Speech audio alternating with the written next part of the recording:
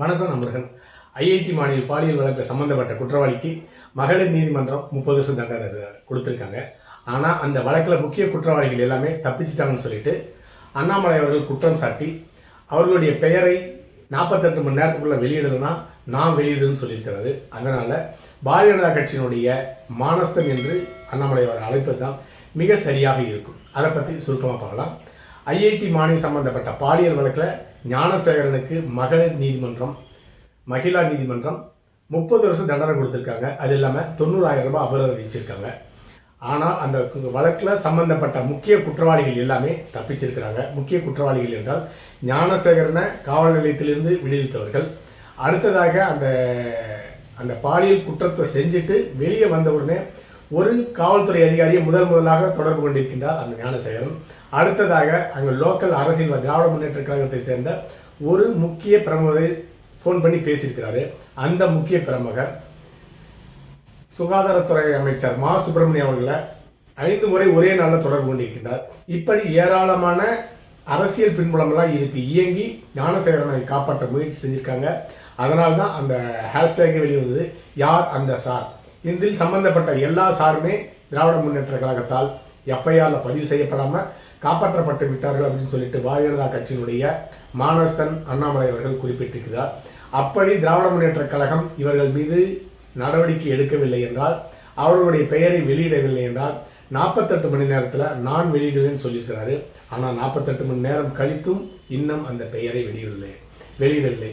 அதற்கு காரணம் என்னன்னு கேட்டீங்கன்னா, 48 மணி நேரம் கழிச்சு இன்னும் தேர்தலுக்கு 1 வருஷம் இருக்கு. 1 மாசத்துலயும் வெளியிடலாம், 1 வாரத்திலும் வெளியிடலாம். 1 வருஷத்துக்குள்ளார தேர்தல் நேரத்தில் பரபரப்பாக இயங்கிட்டு இருக்கிற நேரத்தில் வெளியிட்டா இதில் ஆதாயம் பெறலாம் அப்படிங்கிறது தான் அண்ணாமலையினுடைய நோக்கமாக இருக்கிறது. அதனால தான் மானஸ்தன் என்று நான் அழைத்திருக்கின்றேன். அடுத்ததாக பாரதிய ஜனதா திராவிட முன்னேற்ற கழகம் இதில் சம்பந்தப்பட்ட ஞானசேகரனுக்கு உதவி செய்த முக்கிய அரசியல்வாதிகள், காவல்துறை அதிகாரிகள் இவர்களுடைய பெயரை எல்லாமே எஃப்ஐஆர்ல பதிவு பண்ணாம நீக்கிட்டாங்க. அவர்களை காப்பாற்றணும், ஒட்டுமொத்தமாக திராவிட முன்னேற்ற கழகத்தை காப்பாற்றணுங்கிற குறிக்கோள்ல வெற்றியும் அடைஞ்சிருக்காங்க. அதுதான் சென்னை மாநகர டிஜிபி போலீஸ் கமிஷனர் அருண் அவர்கள் குறிப்பிட்டிருந்தார். இந்த வழக்கில் ஞானசேகரன் மட்டுமே குற்றவாளி அப்படின்னு சொல்லிட்டு வழக்கை விசாரிக்கிறதுக்கு முன்னே தெளிவுபடுத்தியிருந்தார். அந்த தெளிவிலிருந்து தெரிகிறது, முக்கிய குற்றவாளியாக ஞானசேகரனை மட்டும் முன்னிலை நிறுத்தி மற்றவர்களெல்லாம் காப்பாற்றணும் அப்படிங்கிறதுல அவர்கள் சரியாக திட்டமிட்டிருக்கிறார்கள். அதன்படியே வழக்கம் சென்றிருக்கிறது. அதன் பிறகு சென்னை உயர் நீதிமன்றம் தலையிட்டு 3 பெண் ஐபிஎஸ் அதிகாரிகளை விசாரணை அதிகாரியை நியமிச்சாங்க. அவர்கள் விரைவாக விசாரிச்சு திமுகவில் ஞானசேகரனை மட்டும் குற்றவாளி ஆக்கிட்டு மற்ற எல்லாருமே தப்பிக்க வச்சிருக்காங்க. அந்த 3 பெண் ஐபிஎஸ் அதிகாரிகள். அதில் தான் அந்த யார் அந்த சார், அதாவது குற்றம் செஞ்சுட்டு வெளிவந்த உடனே முதல்ல ஒரு காவல்துறை அதிகாரியிடம் பேசியிருக்கின்றார். அதன் பிறகு லோக்கல் அரசியல்வாதிகிட்ட பேசிட்டு அந்த அரசியல்வாதி சுகாதாரத்துறை அமைச்சரிடம் ஒரே நாளில் 5 முறை பேசியிருக்கின்றார். அடுத்ததாக எஃப்ஐஆர் வெளியீடு. இந்த பாதிக்கப்பட்ட பெண்ணையே குற்றவாளியை ஆக்கி அந்த எஃப்ஐஆர் வெளியிடப்பட்டிருக்கிறது. அவருடைய ஃபோன் நம்பர்லாம் வெளியிடப்பட்டிருக்கிறது. அதற்கு காரணம் பாதிக்கப்பட்ட பெண்ணை பொது ஊடகங்களில் சந்திச்சும் பொது வழியில் வந்து சந்திச்சும் அந்த ஞானசேகரன் மீது வழக்கு தொடுக்காமல் இருக்க, விஷயத்தை வெளியே கொண்டு வராமல் இருக்க பயமுறுத்தணும் நோக்கிறதெல்லாம் அந்த எஃப்ஐஆர் வெளியிடப்பட்டிருக்கிறது. அதனால அந்த எஃப்ஐஆரை வெளியிட்டவர்கள் யார்? இந்த 2 வழக்குமே ஞானசேகரனுடைய பாலியல் வழக்கு, இன்னொன்று எஃப்ஐஆர் வெளியிட்ட வழக்கு. ஆனால் பாதிக்கப்பட்ட பெண்ணுக்கு நிவாரணம் வாங்கி கொடுத்துட்டோம்னு ஒரு பொய்யான தகவல் கொடுக்கறதுக்காக ஞானசேகரனை மட்டுமே குற்றவாளியாக்கி நீதிமன்றத்தில் தண்டனை வாங்கி கொடுத்துட்டாங்க. இன்னொரு வழக்கு எஃப்ஐஆரை வெளியிட்டவர்கள் யார்? அந்த வழக்கு இன்னும் விசாரிக்கப்படாமலேயே அப்படியே கிடப்பில் போடப்பட்டிருக்கிறது. அதற்கு காரணம் திராவிட முன்னேற்ற கழகம் திமுகவில் சம்பந்தப்பட்டவர்கள் எல்லாமே காப்பாற்றணும் நோக்கிறதெல்லாம் அதை பண்ணியிருக்கிறாங்க. அடுத்ததாக அண்ணாமலை அவர்கள் விளம்பரம் தேடிக்கொள்வதற்காக தான் இப்படியெல்லாம் ஒரு பேட்டி கொடுக்கிறார் அப்படின்னு தோன்றும். ஏன்னு கேட்டீங்கன்னா, இந்த பாதிக்கப்பட்ட பெண்ணையே குற்றவாளி ஆக்கியிருக்காங்க அப்படின்னு சொல்லிட்டு எஃப்ஐஆர் தவறாக பதிவிடப்பட்டிருக்குன்னு சொல்லி முதலாக ஒரு மிகப்பெரிய குண்டை தூக்கி போட்டவர் அண்ணாமலை தான். அதன் பிறகுதான் இந்த வழக்கு மிகப்பெரிய அளவில் சூடு பிடித்திருந்தது.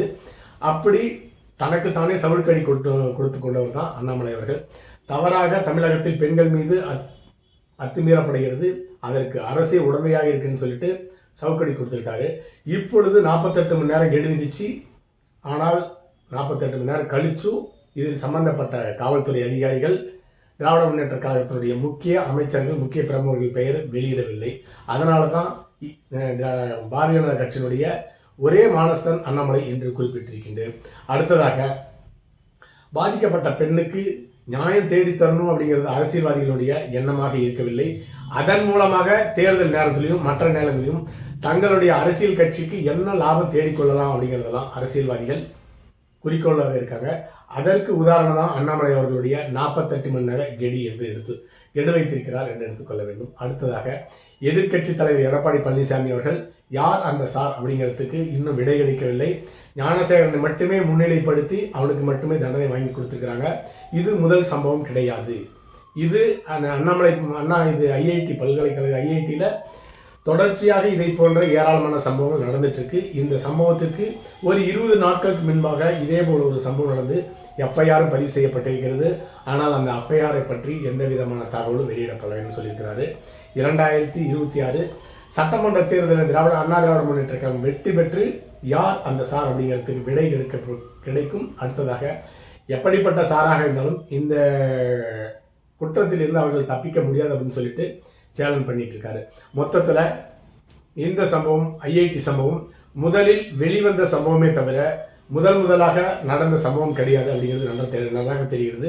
அடுத்ததாக, அண்ணாமலை போன்ற அரசியல்வாதிகள் இந்த பாதிக்கப்பட்ட பெண்களை வைத்து அரசியல் லாபம் பெற நினைக்கிறார்கள் என்பதுதான் உண்மை. அடுத்த பதிவில் சந்திக்கலாம். நன்றி.